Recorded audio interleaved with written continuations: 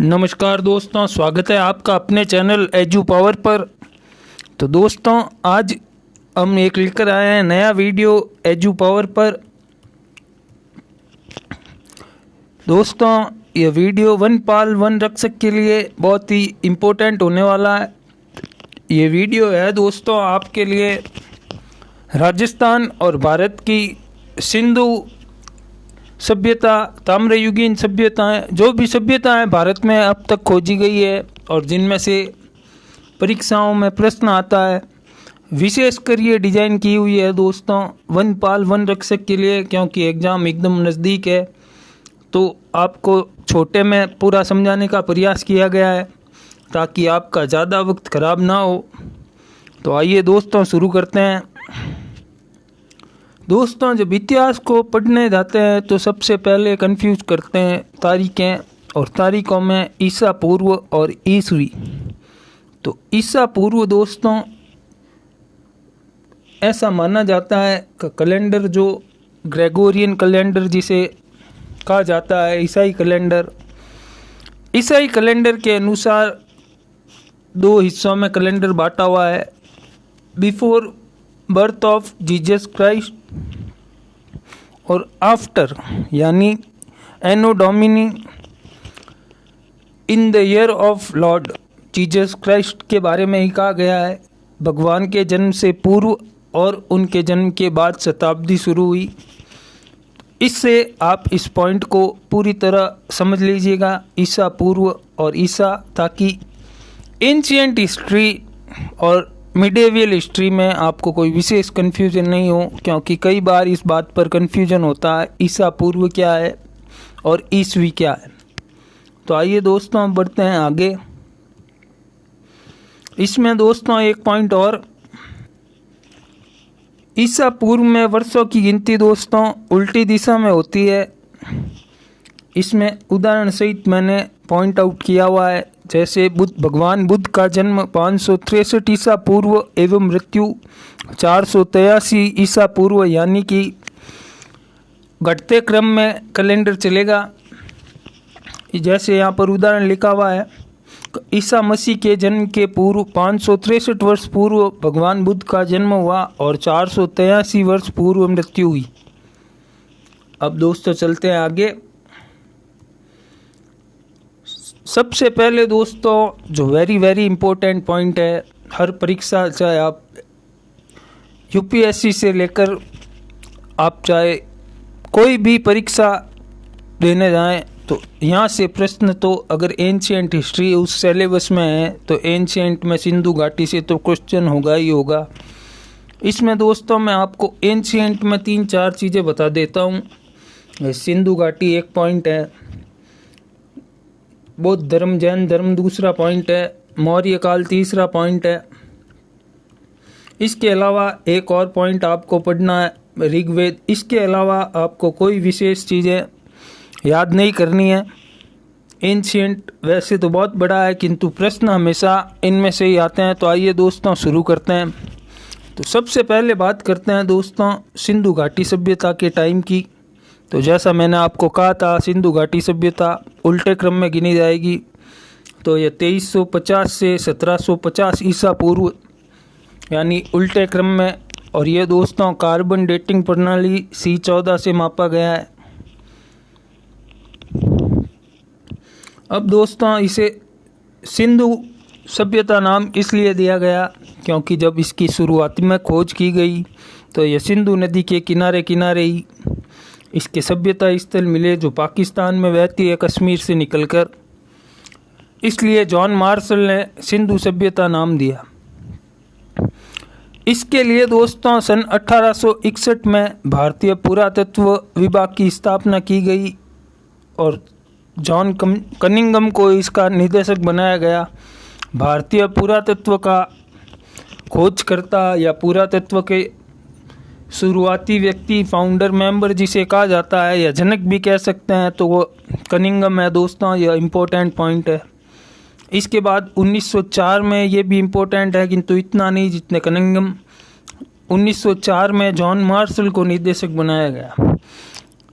अब बात करते हैं दोस्तों सिंधु घाटी के सर्वाधिक स्थान कहाँ पाए गए? तो सिंधु घाटी के दोस्तों सर्वाधिक स्थान जो मिले हैं वह भारत के गुजरात में मिले हैं, जिसमें एक इम्पोर्टेंट पॉइंट हम सब जानते हैं, लोथल जो बहुत बड़ा बंदरगाह था। ये दोस्तों गुजरात में सबसे ज़्यादा क्यों मिले? वैसे तो दोस्तों हर सभ्यता नदियों के किनारे ही पल्लवित हुई थी, ये हम सब जानते हैं। इसके अलावा दोस्तों जब भारत पाकिस्तान आज़ाद हुआ तब पाकिस्तान के पास सिंधु स्थल बहुत ज़्यादा थे, इसलिए भारतीय पुरातत्व विभाग ने भारत के हर क्षेत्र में नदियों के किनारे खुदाई करना शुरू किया, जहाँ से आर्कियोलॉजिकल सर्वे ऑफ इंडिया उन्होंने सर्वे किया और गुजरात में, राजस्थान में सिंधु के कई स्थल मिले। ये दोस्तों कैसे मापा जाता है? तो C14 कार्बन डेटिंग प्रणाली से। इस पूरी सभ्यता का दोस्तों अगर नक्शा देखा जाए तो इसका आकार त्रिभुजाकार, जैसे राजस्थान का मैप जो TH हैंडले ने डिज़ाइन किया है वो पतंगाकार है, भारत का चतुर्भुजाकार है, उसी प्रकार सिंधु सभ्यता त्रिभुजाकार है। इसका कुल क्षेत्र दोस्तों 12,99,600 वर्ग किलोमीटर है, किंतु यह दोस्तों आपके लिए परीक्षा की दृष्टि से अभी इम्पोर्टेंट नहीं है। अगर आप कोई परीक्षा की आगे की परीक्षा की तैयारी कर रहे हैं उसमें ये पॉइंट आपके इम्पोर्टेंट है, ताकि जितने ज़्यादा हो सके आपको क्रिस्प से क्रिस्प ही पढ़ना है अभी, क्योंकि एग्ज़ाम की डेट आ चुकी। अब बात करते हैं दोस्तों ये कहाँ इसके उत्तरी, दक्षिणी, पूर्वी और पश्चिमी क्षेत्रों की। तो इसका सबसे उत्तरी जो जगह है वह मांडा, जम्मू कश्मीर, चिनाब नदी के किनारे। पूर्वी बात करें तो सूतका गैंडोर, बलूचिस्तान और किस नदी के किनारे? दासक नदी के। दक्षिणी बात करें दोस्तों तो सबसे दक्षिणी छोर दाइमाबाद, महाराष्ट्र की प्रवरा नदी के किनारे। और ये पश्चिमी है दोस्तों और ये पूर्वी है। पूर्वी बात करें दोस्तों तो पूरा याद हो जाएगा, पूर्वी से पूरा आलमगीरपुर, मेरठ, ये दोस्तों अंतिम स्थान है इसके उत्तर, दक्षिण, पूर्व, पश्चिम के। इसकी दोस्तों बात करें अगर लंबाई की तो उत्तर से दक्षिण यानी कि इस प्रकार से उत्तर से दक्षिण लंबाई 1400 किलोमीटर और पूरब से पश्चिम 1600 किलोमीटर है दोस्तों। इसके अलावा बात करें दोस्तों ये दोस्तों यहाँ पर सभ्यता की जो विशेषता है ये पूरी सभ्यता की है, अलग अलग जगहों की। जैसे इसमें हड़प्पा स्थल की है, मोहनजोदड़ो की है, कालीबंगा की है, तो उसकी ओवरऑल विशेषताओं की बात हो रही है तो यह पूर्ण रूप से नगरीय सभ्यता थी। इसकी सड़कें समकोण पर थी, यहाँ बड़े स्नानागार मिले, नालियाँ ईंटों की बनी, ये लोग हाथी से परिचित थे। और ये दोस्तों इनका संबंध वैदिक सभ्यता से बिल्कुल नहीं था। इसमें केवल दोस्तों आपके लिए जो इम्पोर्टेंट पॉइंट है वह है ये पूर्ण रूप से नगरीय सभ्यता, समकोण पर सड़कें।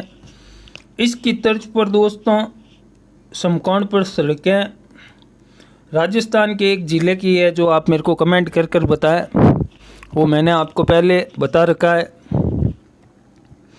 इसके अलावा कोई पॉइंट इम्पोर्टेंट नहीं है। ये दोस्तों सिंधु घाटी सभ्यता को नगरीय क्रांति शब्द किसने दिया? ये एसएससी में एक बार पूछा जा चुका है, तो गॉर्डन चाइल्ड ने सर्वप्रथम इसे नगरीय क्रांति शब्द दिया था। नगरीय क्रांति का मतलब नगरीय सभ्यता से मतलब है दोस्तों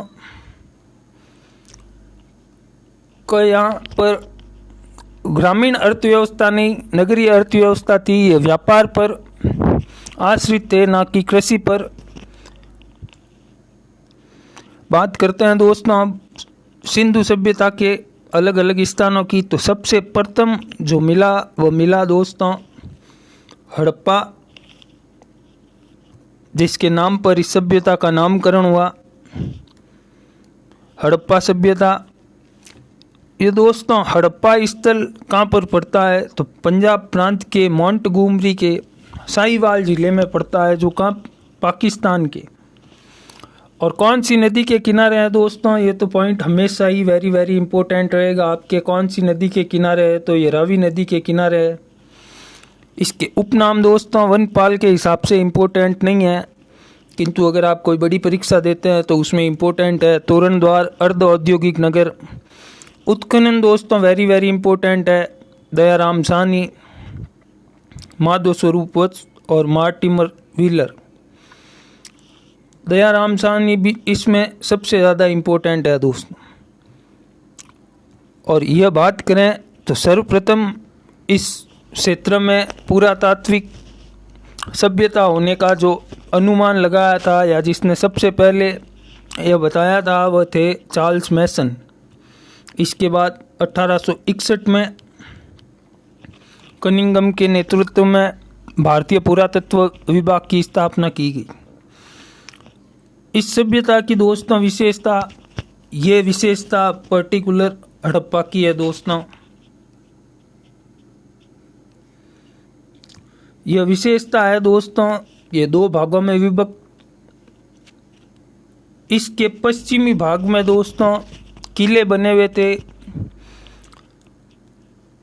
और उन किलों में ऐसा माना जाता है दोस्तों, उन किलों में जो कुलीन वर्ग था, जिसे अपन राजा कह सकते हैं या अपन कह सकते हैं जो उच्च कोटि के लोग थे, क्योंकि यहाँ पर जात के हिसाब से उच्च कोटि के लोग नहीं माने जाते थे, कार्य के हिसाब से माने जाते थे। तो दुर्गीकृत यानी कि जैसे नगर का मुखिया, गांव का मुखिया, जो भी था कुलीन वर्ग का व्यक्ति, उनके लिए पश्चिमी भाग में दुर्गीकृत आवास थे और पूर्वी भाग में जन आवास थे आम लोगों के लिए। इसके अलावा दोस्तों यहाँ पर एक कब्रिस्तान मिला है जिसे R37 नाम दिया गया है। ये दोस्तों R37 आपके लिए इम्पोर्टेंट नहीं है। एक सींग वाला गेंडा व कुबड़ वाला बैल मिला है, ये भी दोस्तों इतना इम्पोर्टेंट नहीं है। स्वास्तिक का चिन्ह भी मिला है। हड़प्पा में मोहनजोदड़ो के समान कुएं नहीं मिले हैं। ये दोस्तों वेरी वेरी इम्पोर्टेंट है। अन्नागार मिले जिनका दरवाज़ा उत्तर की ओर था, ये दोस्तों इम्पोर्टेंट नहीं है। इम्पोर्टेंट ये है यहाँ पर 6 अन्नागार मिले। यहाँ पीतल का इक्का, शंख, स्त्री गर्भ से निकलता पेड़। ये दोस्तों ये पॉइंट वैसे एग्ज़ाम की दृष्टि से इम्पोर्टेंट नहीं है, किंतु समझ डेवलप करने के हिसाब से वेरी वेरी इम्पोर्टेंट है। स्त्री के गर्भ से निकलता पेड़, इससे हम यह मान सकते हैं कि यह समाज मात्र सतात्मक था या नारियों की स्थिति अच्छी थी। किसी भी समाज को दोस्तों जानने के लिए उस समय के या उस वक्त की महिलाओं की स्थिति, जैसे मौर्य काल में महिलाओं की स्थिति को अच्छा माना जाता है, क्योंकि चंद्रगुप्त मौर्य के सेना में महिलाओं को पूरी जगह दी जाती थी, उसके बॉडीगार्ड भी महिलाएं होती थी। ठीक उसी प्रकार यहाँ पर स्त्री के गर्भ से निकलता पेड़ जो दर्शाता है कि इस समय मात्र सत्तात्मक व्यवस्था थी, महिलाओं की अच्छी स्थिति थी। इसके अलावा गरुड़ की मुद्रा मिली है जो सांप को पैर में दबाए हुए है। 18 चबूतरे मिले जमीन में, जिनमें लकड़ी की ओखली, चबूतरों में गेहूं के दाने मिले। ये दोस्तों इम्पोर्टेंट पॉइंट नहीं है, मैं आपको वही बता रहा हूँ जो एग्ज़ाम की दृष्टि से इम्पोर्टेंट है। ये PDF पूरी कंप्लीट तैयार है ताकि आप एक बार पढ़ें और सभ्यता पूर्ण रूप से हर एग्ज़ाम में क्लियर हो जाए। किंतु जिनके वनपाल वन रक्षक के एग्ज़ाम अभी है, वो केवल मैं जो इम्पोर्टेंट पॉइंट बता रहा हूँ उन पर ही गौर करें। हड़प्पा में जन आवास दक्षिण में मिले हैं दोस्तों। इसके अलावा दोस्तों यह पॉइंट इम्पोर्टेंट है, 16 ताम्र भट्टियाँ मिली है। ताम्र भट्टियों से मतलब यहाँ तांबा गलाने की भट्टियाँ हैं दोस्तों। और ये तांबा आपको बता दूँ दोस्तों, यह तांबा भी हमारे झुंझुनू से ही मंगाया जाता था, झुंझुनू के खेतड़ी से मंगाया जाता था दोस्तों। यह पॉइंट भी इम्पोर्टेंट है। वृक्ष शाखा से बने मृदबाण नटराज की मूर्ति। दोस्तों, नटराज की मूर्ति से अंदाज़ा लगाया जाता है कि एक तो यह देवताओं की भी पूजा करते थे और दूसरा मनोरंजन के लिए नृत्य का भी यहाँ चलन था। यह दोस्तों मैं समझता हूँ क्लियर हो गया होगा आपके। इसके बाद बात करें मोहनजोदड़ो की, तो ये दोस्तों वेरी वेरी इम्पोर्टेंट है।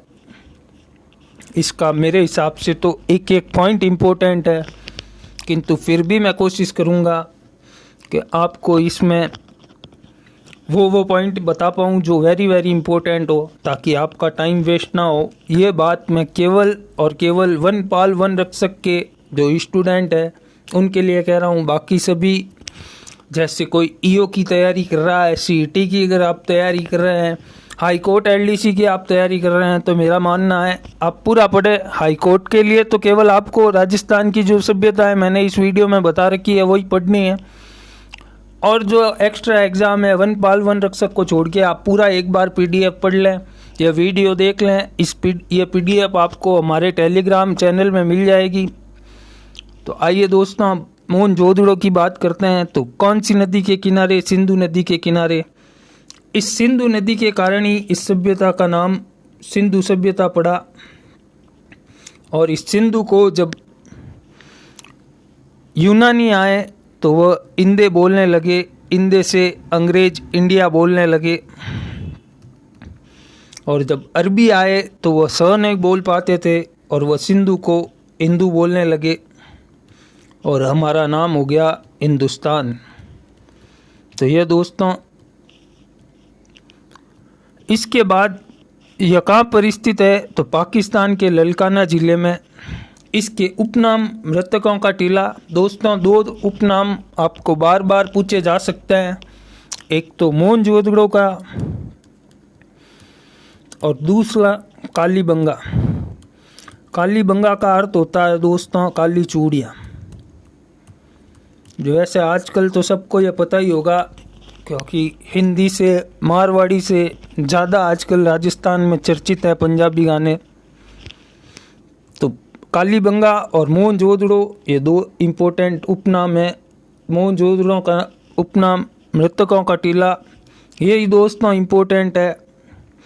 स्तूपों का शहर, रेगिस्तान, बगीचा और सिंह बाग, यह दोस्तों इम्पोर्टेंट नहीं है अभी आपके लिए। मृतकों का टीला इम्पोर्टेंट है। इसका उत्खनन 1922 में रकालदास बनर्जी ने किया था। इसकी विशेषताएं दोस्तों, सबसे पहले सड़क ग्रिड पद्धति यानी कि सड़कें समकोण पर काटती थी। जैसे जयपुर की सड़कें समकोण पर काटती है, वह सिंधु सभ्यता से ही के ही समान है। यह प्रश्न पूछा गया है एक बार, सिंधु सभ्यता के समान किस जिले की सड़कों को बनाया गया है या किस जिले का डिजाइन सिंधु की नगरीय सभ्यता के समान है, तो वह जयपुर जिला है। तो ग्रिड पद्धति द्वारा यह दोस्तों आगे का पॉइंट इम्पोर्टेंट नहीं है। इसकी चौड़ाई 9.15 मीटर जिसे राजपथ कहा गया है। यहाँ पर दोस्तों नृत्य रथ कांस्य की नारी की मूर्ति मिली है, यह पॉइंट भी इम्पोर्टेंट है। सूती कपड़े के अवशेष मिले हैं, वो दोस्तों इम्पोर्टेंट नहीं है। मलेरिया के अवशेष दोस्तों इसलिए इम्पोर्टेंट है क्योंकि इतिहासकारों में कईयों का मत है कि इस सभ्यता का अंत महामारी, और वह महामारी यह मलेरिया को मानते हैं, इसलिए यह पॉइंट यहाँ इम्पोर्टेंट है। इसके अलावा घोड़े के दांत, कुबड़ वाला बैर, बकरे के पीछे चाकू लिया व्यक्ति, ये दोस्तों इम्पोर्टेंट नहीं है। ये दोस्तों वेरी वेरी इंपॉर्टेंट है। सर्वाधिक मौर्य कहाँ से प्राप्त हुई? तो मोहनजोदड़ो से हुई। कितनी हुई? 1000 हुई। मोहनजोदड़ो में कब्रिस्तान नहीं मिला है। व्यक्ति बाएं लड़ते चित्र, कूड़ा पात्र मिले हैं। ये दोस्तों छतें जो लकड़ी की बनी, हवा के लिए पत्थर की जाली लगी होती थी, ये दोस्तों इम्पोर्टेंट है थोड़ा। ये दोस्तों वेरी वेरी इंपॉर्टेंट है, इसलिए इसका उपनाम मृतकों का टीला है। यह सभ्यता 7 बार बनी और 7 बार उजड़ी। केवल दोस्तों मोहनजोदड़ो की बात हो रही है, यहाँ पर मोहनजोदड़ो की बात हो रही है, तो इसका ध्यान रखिएगा। इसके अलावा चांदी के कलश और शिलाजीत भी मिली है दोस्तों। अब जो दोस्तों हड़प्पा और मोहनजोदड़ो में स्नानागार मिले हैं, मार्शल ने दोस्तों इन स्नानागारों को तत्कालीन विश्व का आश्चर्य कहा है। डीडी कौशाम्बी ने स्नानागार को पुष्कर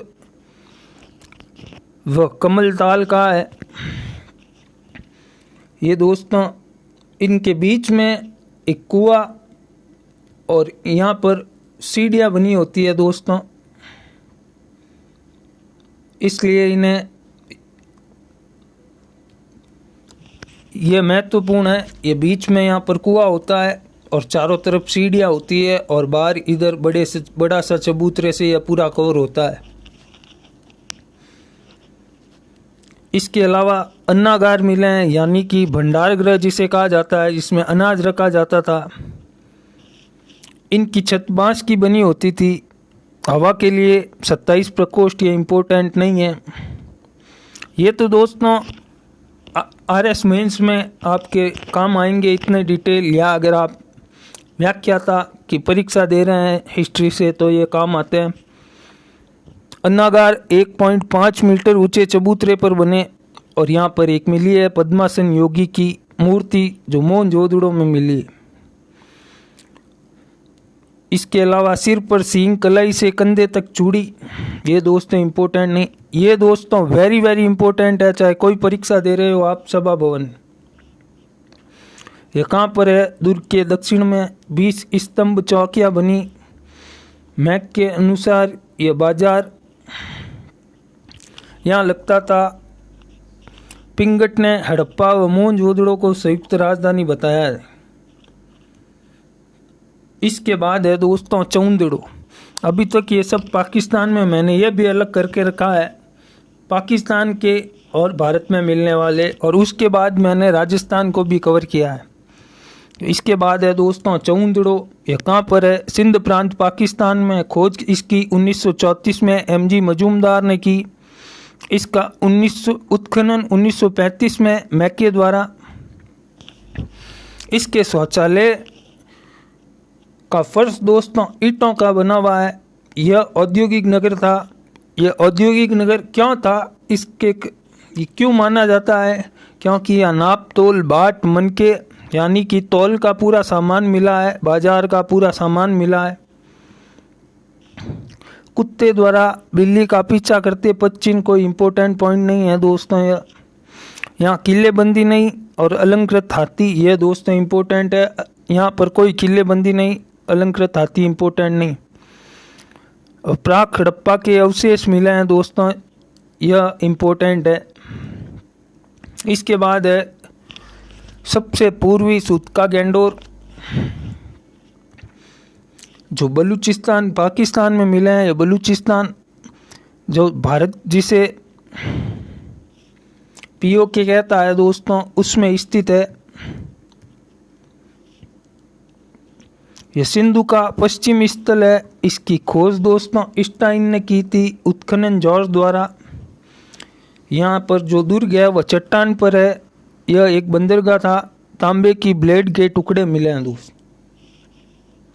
किंतु अगर सिंधु का सबसे जरूरी बंदरगाह से प्रश्न आए तो उसका उत्तर दोस्तों लोथल होगा। इसके बाद बालाकोट हम सब जानते हैं दोस्तों, बहुत चर्चित स्थान है पाकिस्तान का, जहाँ पर सर्जिकल स्ट्राइक की थी भारत ने कराची पाकिस्तान में। इसे भी सैंधव का बंदरगाह कहा जाता है। उत्खनन 1879 और 81 में डेल्स ने किया। इसके बाद दोस्तों भारत में जो सिंधु घाटी के मुख्य स्थल मिले उनकी बात करते हैं। तो भारत में जैसे मैंने आपको शुरू में बताया सबसे अत्यधिक स्थल गुजरात में मिले। तो आइए देखते हैं दोस्तों कौन कौन से मिले। तो पहला है दोस्तों रोपड़ जिसे रूपनगर भी कहा जाता है, ये किस नदी के किनारे है? नदियाँ आपको हर एक बार याद रखनी है दोस्तों। आप कुछ भी याद रख नहीं पाए तो 3 चीज़ें याद रखना: स्थान, उत्खनन, खोज और नदी। यह 4 पॉइंट आपको हर एक में याद रखने हैं। खोज किसने की, स्थान कौन सा है, उत्खनन किसके द्वारा की गई और किस नदी के किनारे है।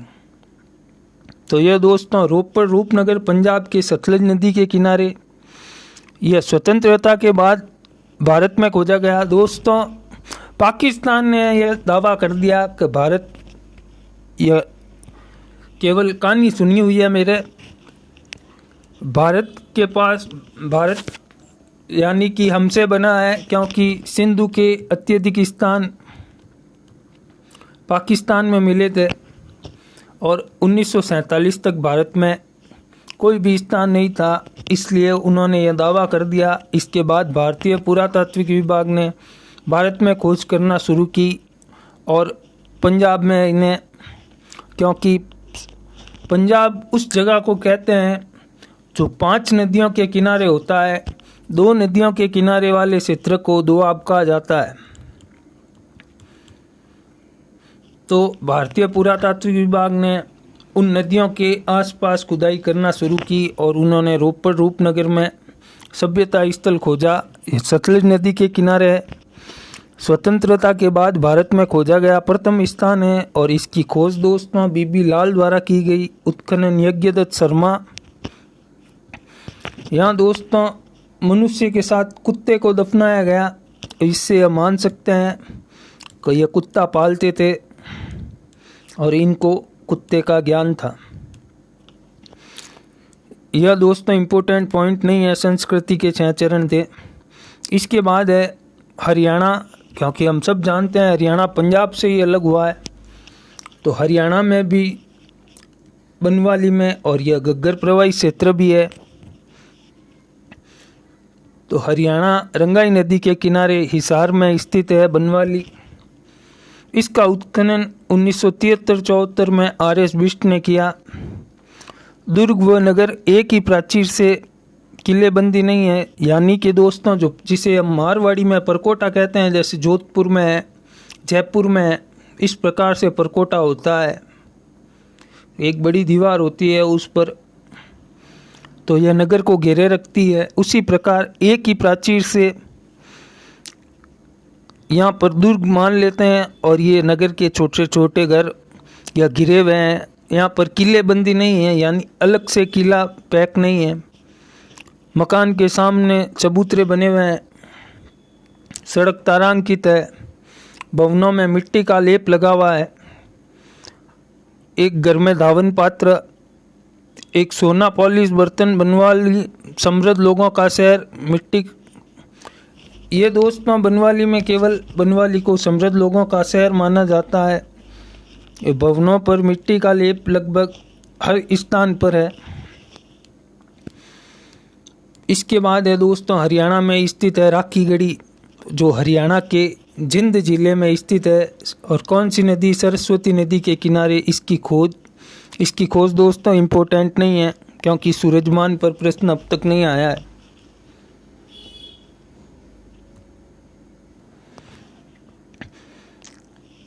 यह बड़ा स्थान है दोस्तों, 240 हेक्टेयर। यह भारत में सबसे लंबा फैला हुआ सिंधु क्षेत्र, सिंधु स्थान है, सबसे बड़ा राखीगढ़ी। और यह प्रश्न आ चुका है दोस्तों।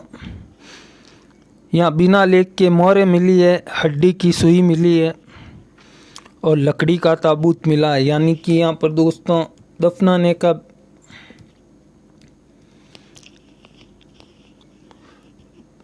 वो प्रमाण मिले हैं।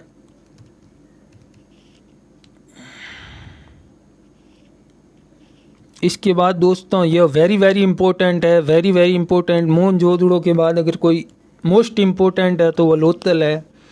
यह कहाँ पर स्थित है दोस्तों? अहमदाबाद में सरगवाल गांव, भोगवन व सागरमती नदी इम्पोर्टेंट है दोस्तों, सागरमती, और शहर अहमदाबाद। खोज SR राव ने की थी। यहाँ पर फारस की मोहरें मिली है। यह मोहरों से दोस्तों, इन मोहरों से यह माना जाता है कि विदेशी व्यापार यहाँ पर होता था। और यहाँ पर क्यों होता था यह मैं आपको बार बार बताया है। लोथल एक बंदरगाह था, तो इंटरनेशनल व्यापार यहीं से होता था, यानी जो ट्रांसपोर्ट होता है वो लोथल से होता था। पक्की ईंटों का घेरा मिला है। जहाज़ों का गोदीवाड़ा ऐसा राव ने क्यों कहा दोस्तों, क्योंकि यह एक बंदरगाह था। यहाँ पर जहाज़ें पड़ी रहती थी, समुद्री रास्ता था। और दोस्तों इसमें जो मैंने पीडीएफ में एक बात नहीं बताई है कि यह उस समय ऑटोमेटिक था, यानी कि अपने आप बंद हो जाता था और अपने आप शुरू हो जाता था। सामान खराब नहीं होता था। यह दोस्तों कितने साल पहले एडवांस टेक्नोलॉजी टाइप लोथल को तैयार किया था इन्होंने। इसके उत्तर में 12 मीटर चौड़ा प्रवेश द्वार मिला है। लोथल से चावल के अवशेष मिले हैं। इसमें दोस्तों वेरी वेरी इंपॉर्टेंट पॉइंट, फारस की मोहरें और एक बंदरगाह है। ऐसा राव ने इसे लघु हड़प्पा या लघु मोहनजोदड़ो का बाजरे के अवशेष मिले। 3 युग्म समाधान मिला।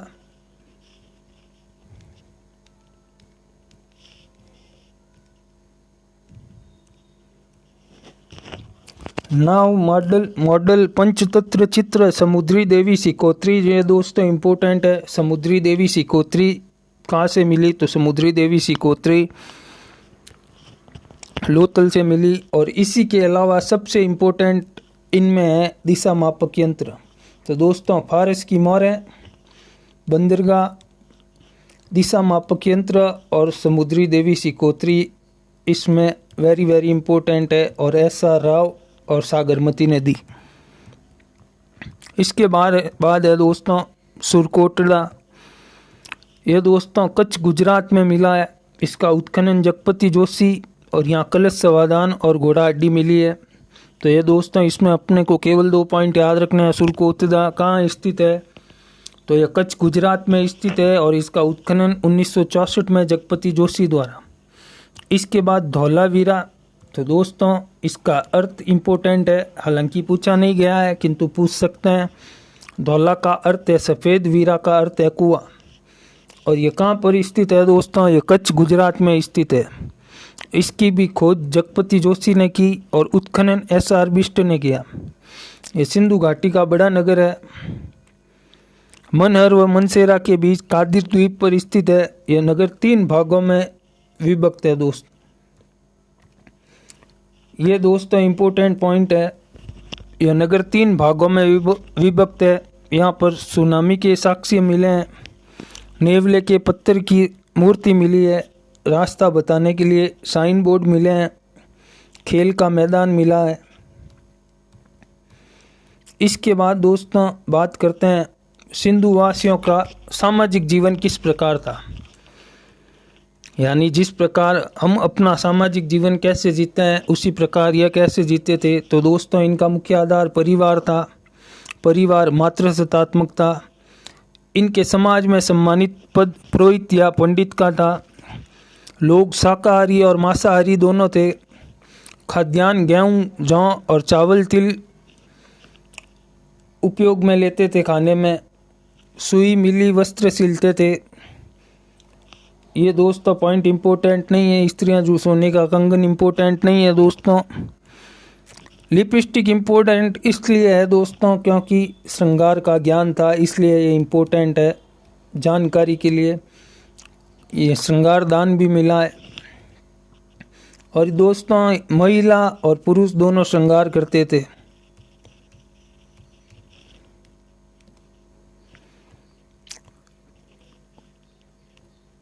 इनका प्रमुख खेल पासा था और शस्त्र तांबा और कांसे के बने, इसलिए इस सभ्यता को भी कांस्य युगीन सभ्यता भी कहा जाता है। इसके बाद अगर बात करें सिंधु वासियों का आर्थिक जीवन किस प्रकार था, तो इनका दोस्तों मुख्य व्यवसाय कृषि था। उसके अलावा व्यापार भी था। इनका खाद्यान्न था दोस्तों गेहूँ और जौ। लोथल व रंगपुर से बाजरे के प्रमाण मिले हैं। कपास के प्रमाण दोस्तों कालीबंगा से मिले हैं और सिंधुवासी कपास को सीडन कहते थे। गन्ने को ईक कहा जाता था, यह ऋग्वेद में कहा जाता था। यह गन्ने से अनजान थे, किंतु यह शब्द आपको याद रखना है क्योंकि एसएससी ने यह प्रश्न पूछ रखे हैं कि कपास को किस नाम से बुलाया जाता था, गन्ने का प्राचीन नाम क्या था। तो ईक गन्ना नहर के प्रमाण हड़प्पा से गधे की हड्डी मिली है। गाय ऊंट घोड़ों का अंकन मोरों पर नहीं है दोस्तों। अभी तक दोस्तों सिंधु सभ्यता में 9 फसलों की पहचान हो पाई है। सिंधु नगर 2 भागों में विभक्त थे, एक पश्चिमी टीला पर दुर्ग और पूर्वी टीला पर जन आवास, जो मैंने आपको सभ्यता की विशेषता में शुरू में ही बता दिया था। ये एक्सेप्शन है दोस्तों धौलावीरा नगर 3 भागों में विभक्त था। चौंद्रों में किलेबंदी नहीं थी। ये दोनों एक्सेप्शन है। अब बात करते हैं सिंधु सभ्यता में धर्म किस प्रकार से था। तो दोस्तों सिंधु में सभ्यता में मंदिर के अवशेष नहीं मिले। मातृ देवी की पूजा बलि प्रचलन था यहाँ पर, तो मातृ सत्तात्मक था समाज। शिव पूजा, लिंग पूजा, बलि पूजा, योनि पूजा के प्रमाण मिले हैं दोस्तों। और इनका पवित्र पक्षी जो था फाख्ता और पवित्र वृक्ष पीपल है। अग्नि वेदिकाएँ कहाँ से मिली, तो लोथल और कालीबंगा से। मृदभांड चाक से बने, लाल व काले मृदभांड, काले रंग की आकृति। ये दोस्तों इस प्रकार के मटके मिले हैं। यह पूर्ण रूप से काले होते थे और यहाँ पर लाल कलर से डिजाइन किया हुआ होता। स्त्री और पुरुष दोनों ही आभूषण धारण करते थे, यह मैंने आपको पहले ही बताया। इनकी लिपि की अगर बात करें दोस्तों तो 50 बार प्रश्न आ चुका है। किस प्रकार की लिपि, तो बौस्त्रोफेदम या भाव चित्रात्मक यानी कि भावों से बताया जाता है, या सर्पिलाकार। और इसके कारण एक और पॉइंट है दोस्तों जो कंफ्यूज करता है, और इस कारण ही हम सिंधु वासियों के अब तक लेख नहीं पढ़ पाए या उनकी भाषा नहीं समझ पाए। या एक लाइन जैसे हिंदी है तो इस प्रकार चलती है, उर्दू है तो वह इस प्रकार चलती है। किंतु दोस्तों अगर इनकी बात करें तो बौस्त्रोफेदम की बात करें तो ये एक बार इस प्रकार, दूसरी बार ऐसे, तीसरी बार फिर इस तरह ऐसे लिखी हुई है। इस कारण ही हम यह भाषा अब तक नहीं पढ़ पाए। और इसमें दोस्तों लगभग 400 अक्षर हैं। सर्वाधिक यू व मछली के चित्र मिले हैं दोस्तों।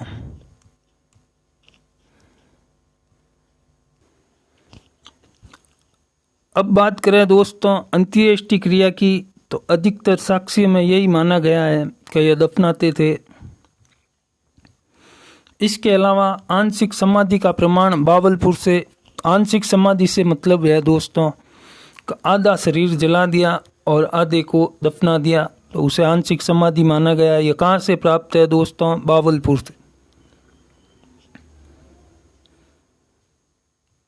अंत्येष्टि क्रिया दफनाते थे। आंशिक समाधि का प्रमाण बावलपुर से। शव का सिर उत्तर में रखते थे। कालीबंगा में दक्षिण में सिर, कलश समाधान सुरकोतरा से। 3 युग्म समाधि कालीबंगा और लोथल से। रोपड़ में मालिक के साथ कुत्ते को दफनाते थे। लोथल में मालिक के साथ बकरी को दफनाया मिला। कब्रिस्तान नगर से बाहर होते थे। इनके भवन पक्की ईंटों से बने। केवल कालीबंगा में कच्ची ईंटों के मकान। इसके अलावा बात करें इनके पतन के कारणों की, तो पतन के कारणों में राम प्रसाद व गॉर्डन चाइल्ड आर्य आक्रमण मानते हैं और इनका समर्थन मैकियावेली और पिंगट ने किया है। मार्शल मैके व एस.आर. राव बाढ़ को इस सभ्यता के पतन का कारण मानते हैं। मोहनजोदड़ो में मैंने आपको बताया था कि इतिहासकार कैनेडी इस सभ्यता के पतन का कारण मलेरिया को मानते हैं और कालीबंगा से लकवा बालक के अवशेष मिले। अब देखते हैं दोस्तों राजस्थान में मिले सैंधव सभ्यता और अन्य सभ्यताओं के स्थल। तो कालीबंगा दोस्तों सैंधव स्थल है जो हनुमानगढ़ जिले में स्थित है, ये हम सब जानते हैं राजस्थान में। तो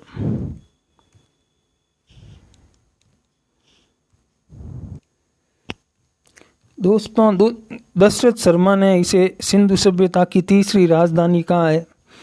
यह कालीबंगा दोस्तों दुर्गीकृत और अदुर्गीकृत दोनों भागों में दोहरी रक्षा प्राचीर के साक्षी है। इसके अलावा इसे कांस्य युगीन सभ्यता, नगरीय सभ्यता आदि ऐतिहासिक, ये 2 पॉइंट इंपॉर्टेंट है जो बोल्ड कर रखे हैं दोस्तों, कांस्य युगीन सभ्यता और नगरीय सभ्यता। इसके अलावा पश्च हड़प्पा सभ्यता, इन नामों से इसे जाना जाता था। यह सभ्यता सरस्वती, दुरसदती या घग्गर नदी के मुहाने स्थित है। हम सब जानते हैं दोस्तों कि घग्गर हिमाचल से हरियाणा होते हुए राजस्थान में गंगानगर और हनुमानगढ़ से होकर पाकिस्तान में जाकर मिल जाती है। तो यह हनुमानगढ़ में कालीबंगा स्थित है।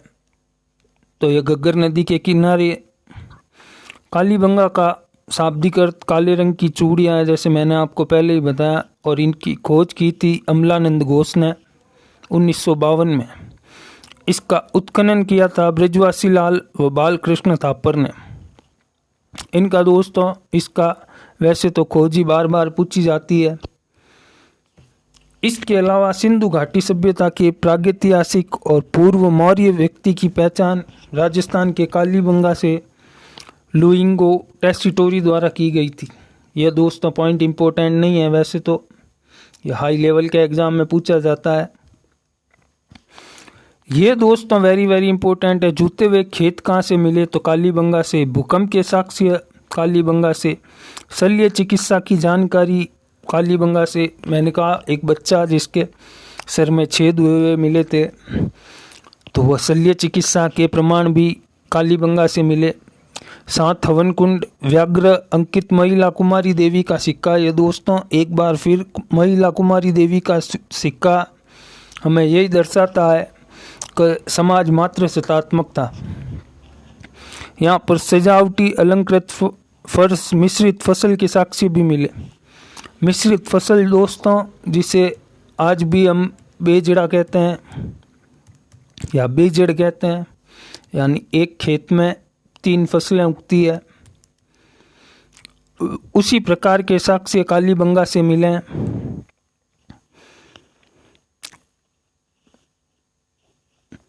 राज्य सरकार द्वारा दोस्तों कालीबंगा से प्राप्त पुरावशेषों के संरक्षण हेतु वहाँ एक संग्रहालय की स्थापना की गई है। कैनेडी के द्वारा इस सभ्यता का पतन महामारी, संक्रामक रोग, मलेरिया के कारण हुआ और इसी के कारण यह मानते हैं कि इस पूरी सभ्यता का पतन महामारी से हुआ। जबकि अन्य इतिहासकार प्राकृतिक आपदाओं को मानते हैं। मैंने आपको पहले डिटेल में बता दिया है और यह भी मैंने आपको बता ही दिया है कि कालीबंगा से प्राप्त मृत भांडों को लाल धरातल पर काले रंगों की सुंदर ज्यामितीय डिजाइनों से सजाया जाता था। इसके बाद पीलीबंगा, जहाँ पर रंगमहल सभ्यता स्थित है दोस्तों, इस जगह का उत्खनन इम्पोर्टेंट है, केवल हन्नारीर द्वारा किया गया। यह स्वीडिश थे दोस्तों। यहाँ गुरु शिष्य की मूर्ति मिली, ये इम्पोर्टेंट नहीं। इसके बाद है सवनिया पुंगल या सौंती सभ्यता। इसे कालीबंगा प्रथम के नाम से जाना जाता है, यही इम्पोर्टेंट है और इसकी खोज अमलानंद घोष द्वारा की। इसके बाद गिलुन, हम सबको पता है दोस्तों, बनास नदी के किनारे इस सभ्यता से पशुपालन के अवशेष मिले। चंद्रावती दोस्तों वैसे तो इम्पोर्टेंट नहीं है, किंतु यह एकदम नई खोज है इसलिए इम्पोर्टेंट हो जाती है हर परीक्षा में, किंतु अब तक पूछा नहीं। पर इस पर तो आपको ये एक हिसाब से करंट अफेयर्स का क्वेश्चन है। ये हिंडो हितैषी और राजस्थान विद्यापीठ जो उदयपुर के प्रोफेसर जीवनलाल ने 4 जनवरी 2014 से यहाँ खोज शुरू की है। यहाँ पर अब तक दोस्तों गरुड़ासन पर विराजित विष्णु की एकमात्र मूर्ति मिली है। ये दुनिया में एक प्रकार की इकलौती। इस पर दोस्तों इस बारे में कर्नल टॉड ने अपनी पुस्तक द वेस्टर्न इंडिया, ये हम सब ने पढ़ रखी है, जो 1939 में टॉड ने लिखी थी, द सेंट्रल वेस्टर्न। इसके बाद दोस्तों यह कालीबंगा के बाद सबसे इम्पोर्टेंट है, जहाँ से प्रश्न परीक्षाओं में आते हैं, वह है आहड़। इसे बनास सभ्यता भी कहा जाता है। स्थानीय भाषा में धूलकोट, आगाटपुर आदि नामों से जाना जाता है। यह सभ्यता दोस्तों 4000 साल पुरानी है, जिसकी खोज 1953 में अक्षय कीर्ति व्यास ने की। इस सभ्यता का उत्खनन 55-56 में R.C. अग्रवाल ने किया। तो यहाँ पर S.D. सांकलिया ने सर्वाधिक उत्खनन किया। यहाँ पर दोस्तों क्या मिला है और यह क्यों इम्पोर्टेंट है, तो यहाँ पर दोस्तों सर्वाधिक तांबे के उपकरण मिले हैं। इसे ताम्र नगरी भी कहा जाता है।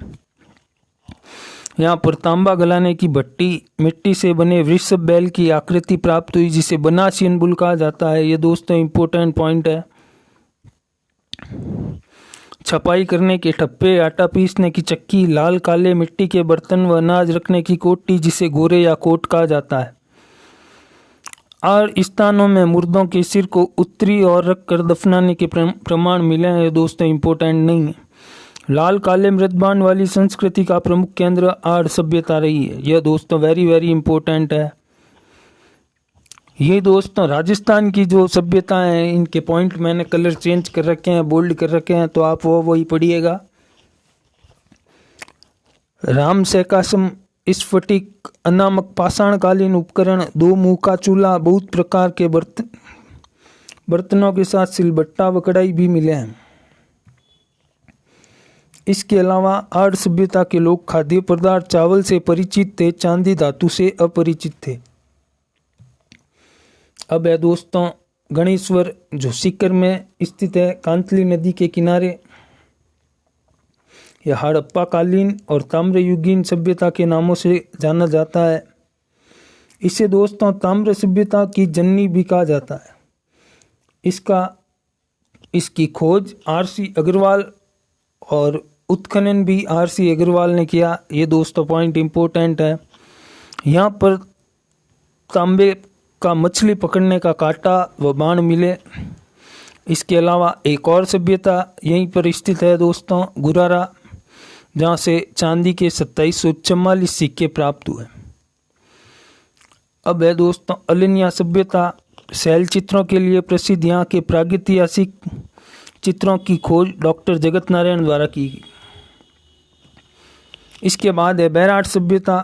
यह सभ्यता दोस्तों बाणगंगा नदी के मुहाने पर विकसित हुई, जहाँ मौर्यकालीन सभ्यता के अवशेष प्राप्त हुए। इसका सर्वप्रथम उत्खनन 1936 में दयाराम साहनी द्वारा किया गया तथा पुनः उत्खनन 62-63 में नील रतन बनर्जी द्वारा किया गया। इसमें दोस्तों मैंने कलर चेंज कर रखा है, इसलिए आपको ज़्यादा डिटेल नहीं बता रहा हूँ। 1837 में कैप्टन बर्थ द्वारा, ये दोस्तों वेरी वेरी इंपॉर्टेंट है और लगभग हर बार प्रश्न पूछा गया है और हर परीक्षा में पूछा गया है, चाहे आप कोई भी परीक्षा में देख लीजिएगा।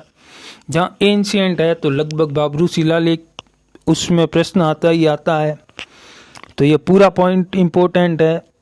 1837 में कैप्टन बर्ट द्वारा यह बाबरू शिलालेख की खोज की गई, जिसके नीचे ब्राह्मी लिपि में बुद्ध धम्म संघ 3 शब्द लिखे हुए हैं, जिसे वर्तमान में कोलकाता संग्रहालय में रखा गया है।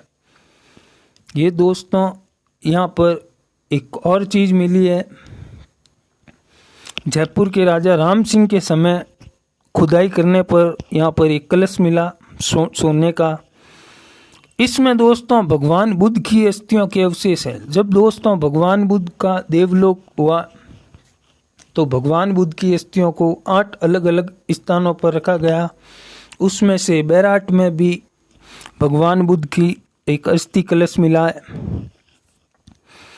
यहाँ पर दोस्तों 1999 में बीजक पहाड़ी से बौद्ध मंदिर, भारत में सर्वप्रथम मंदिर के अवशेष यहीं से प्राप्त बौद्ध मंदिर के विहार, प्रतिमा, बौद्ध संस्कृति के अवशेष, अशोक के आहत पंचमार्क सिक्के, भारत के सबसे प्राचीन सिक्के, रंगीन मृदबांड मिले। यहाँ पर हर्षवर्धन के समय दोस्तों चीनी यात्री वैनसांग दोस्तों एंशिएंट हिस्ट्री जानने के लिए सबसे महत्वपूर्ण अगर कोई विदेशी यात्री है तो वह वैनसांग है। यह हर्षवर्धन के समय भारत आया था। इसे तीर्थों का राजकुमार, नीति का पंडित और शाक्य मुनि भी कहा जाता है। वैनसांग ने दोस्तों एक किताब लिखी थी CU की, RS 1994-95 में प्रश्न आया हुआ है। वैनसांग को हम किस लिए जानते हैं, तो उसका उत्तर था उसकी पुस्तक CU की के नाम कारण। इस पुस्तक में दोस्तों पुष्य भूति वंश की जानकारी मिलती है। इसके अलावा बैराट सभ्यता, शैल चित्रकला व पूर्व आर्यन लोगों की विद्यमानता के ऐतिहासिक प्रमाण मिलते हैं। तो गणेश डूंगरी, भीम डूंगरी यहाँ की पहाड़ियाँ हैं। अब बात करते हैं दोस्तों नालियासर सभ्यता की। तो यह सभ्यता सांबर में स्थित है। यहाँ से प्रतिहार कालीन मंदिर व चौहान युग से पूर्व की जानकारी प्राप्त होती है। इसके अलावा दो और जयपुर में सभ्यता हैं, जोधपुरा और चितवाड़ी सभ्यता। इसके बाद दोस्तों बागोर सभ्यता, यह कोटारी नदी पर स्थित है भीलवाड़ा में। इसका उत्खनन 1967-68 में वीरेंद्रनाथ मिश्र ने। राजस्थान में सबसे प्राचीन पशुपालन के अवशेष मिले हैं। बागोर भारत का सबसे संपन्न सभ्यता स्थल है दोस्तों। बागोर का आदिम संस्कृति का संग्रहालय कहा जाता है बागोर सभ्यता को दोस्तों। इसके बाद है ओजियाना जाजपुर, यहाँ से महाभारत कालीन सभ्यता के अवशेष मिले हैं। इसके बाद टोंक में स्थित है रेड रहर सभ्यता।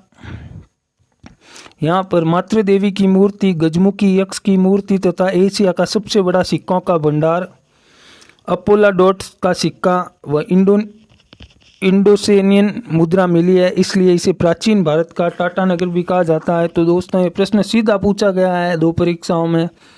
प्राचीन भारत का टाटानगर किसे कहा जाता है, तो रेड सभ्यता। इसके बाद है नगर सभ्यता। तो यह कहाँ थी दोस्तों, मालव प्रदेश। इस सभ्यता का उत्खनन 1938-40 में डॉक्टर KN पुरी के निर्देश में उनियारा कस्बे के पास करवाया गया। इसके बाद है दोस्तों नौह सभ्यता। यह महाभारत व लोहकालीन सभ्यता है जो रूपा रेल नदी के किनारे है। अलवर दोस्तों, आप अलवर ही माने, वैसे अलवर जयपुर भरतपुर इसको पूरा देखा जाता है। यहाँ पर पक्षी चित्रित ईंट तथा झाक बाबा की विशालकाय मूर्ति मिली है। बयाना श्रीपंत, यहाँ पर गुप्तकालीन सिक्के और नील खेती के साक्ष्य। इसके अलावा दर सभ्यता, यहाँ से प्रारंभिक पाषाणकालीन चित्र शैलाश्रय प्राप्त हुए और मल्ला सभ्यता। इसके बाद है दोस्तों नगरी सभ्यता। तो ये इसका प्राचीन नाम बार बार पूछा जाता है। तो मध्यमिका या मध्यमिका नगरी जो महाभाष्य और महाभारत दोनों में उल्लेखित है। इसकी खुदाई 1904 में डॉक्टर भंडारकर द्वारा की गई, जिसमें सीवी जनपद के सिक्के मिले। इसके अलावा गरदड़ा सभ्यता, छाजा नदी के किनारे विकसित इस सभ्यता से देश की पहली बर्ड राइडर, यह दोस्तों गरदड़ा इम्पोर्टेंट नहीं है। खानपुरा 200 ईसा पूर्व नदी घाटी सभ्यता के अवशेष। चंद्रावती मैंने आपको बता ही दिया। ओला, यहाँ से पाषाणकालीन कुल्हाड़ी मिली है। लोदरवा ये जैसलमेर में है दोस्तों। सरस्वती नदी के किनारे विकसित यह सभ्यता हड़प्पा व कालीबंगा के समकालीन है। मंडोर जोधपुर में है। ये दोस्तों यहाँ पर ऐसा माना जाता है, और मंडोर में रावण का मंदिर भी है कि रावण ने मंदोदरी से विवाह किया। डीडवाना कुराड़ा ये नागौर में है। ये राज्य पुनर्गठन से पूर्व सर्वप्रथम ताम्र सामग्री की प्राप्तियां यहाँ से हुई। इसके अलावा बात करें जायल, खुड़ी और सुनारी सभ्यता, ये झुंझुनू में है दोस्तों, लोहे गलाने की प्राचीनतम भट्टियाँ मिली है। तो दोस्तों यहाँ पर आपके सभ्यताओं का टॉपिक ख़त्म होता है। इसमें भारत और राजस्थान मैंने पूरा कवर किया है और मैंने एक भी स्थान नहीं छोड़ा है। चाहे तो आप किसी भी गाइड से देख लीजिएगा, चाहे कोई भी वीडियो देख लीजिएगा, या चाहे आप कहीं कोचिंग जाते हैं वहाँ भी इतना कवर नहीं करवाया होगा जितना मैंने यहाँ पर आपको पूरा कवर करवा दिया है। तो आपके अगर सभ्यता से 2 प्रश्न भी बनते हैं, चाहे राजस्थान चाहे भारत, तो वो 2 नंबर हम पक्के करेंगे। बस आपको ये वीडियो देखना है, टेलीग्राम पर जाना है, टेलीग्राम से इस वीडियो के PDF को डाउनलोड करना है और एक बार वीडियो देख के इस पूरे PDF को पढ़ना है। तो मेरी गारंटी है दोस्तों कि आपके 2 या 3 नंबर हर परीक्षा में पक्के होंगे। बहुत बहुत धन्यवाद दोस्तों। चैनल को लाइक कीजिएगा, शेयर कीजिएगा और सब्सक्राइब भी कीजिएगा। बहुत बहुत धन्यवाद।